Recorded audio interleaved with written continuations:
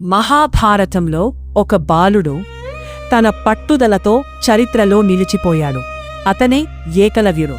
అడవిలో నివసించే గిరిజన బాలుడైన ఏకలవ్యుడు అత్యుత్తమ ధనుర్విద్యను నేర్చుకోవాలని కోరుకున్నాడు. అందుకోసం గురు ద్రోణాచార్య వద్దకు వెళ్లారు. కాని ద్రోణాచార్యుడు అతన్ని శిష్యుడిగా అంగీకరించలేదు. అయినా ఏకలవ్యుడు వెనుకడుగు వేయలేదు. అడవిలోనే ద్రోణాచార్యుడి మట్టితో విగ్రహం తయారు చేసి దానిని గురువుగా భావించి సాధన ప్రారంభించారు. అతని కష్టానికి ఫలితం వచ్చింది. అతను గొప్ప విలువిద్యాధారి అయ్యాడు.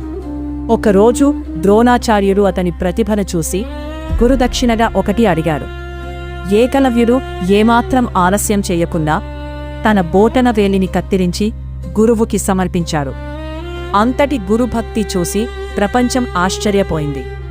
ఈ కథ మనకు చెప్పేది ఒక్కటే: పట్టుదల, స్వయం కృషి ఉంటే ఎవరికైనా గొప్పవారవచ్చు. ప్రతిభకు సమాన అవకాశాలు ఇవ్వాలి.